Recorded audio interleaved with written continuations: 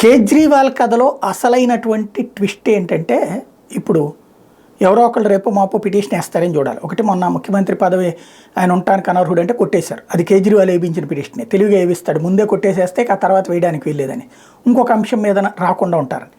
ఇప్పుడు ఒక ప్రభుత్వ ఉద్యోగి అవినీతి ఆరోపణల మీద కానీ ఏదైనా క్రైమ్ ఇష్యూలో కానీ అరెస్ట్ అయ్యి జైల్లో 48 గంటల పాటు ఉంటే అతన్ని సస్పెండ్ చేసేటటువంటి అధికారం చట్టం రాజ్యాంగబద్ధంగా ప్రభుత్వాలకు ఇచ్చింది.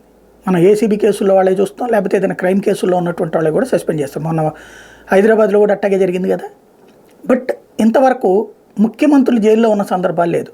ఇంకోటి, ముఖ్యమంత్రులు ఎమ్మెల్యేలు అందరూ కూడా ఏసీబీ పరిధిలోకి వస్తారని సుప్రీంకోర్టు కూడా తేల్చింది కదా. అందులో భాగంగానే కదా ఇప్పుడు చంద్రబాబు నాయుడు మీద స్కిల్ డెవలప్మెంట్ కేసు పెట్టింది అవినీతి నిరోధక చట్టం కింద. అట్లాంటి రూటే ఉంటుంది. ఇప్పుడు ఆయన్ని అరెస్ట్ చేశారు. ఈ 2 రోజుల పాటు కంటే కూడా ఎక్కువ ఉన్నారు. మరి సస్పెన్షన్ చేయాలి కదా. రాజ్యాంగంలో సస్పెన్షన్ కాన్సెప్ట్ లేదు. ఇప్పుడు ఏం జరుగుతుంది చూడాలి.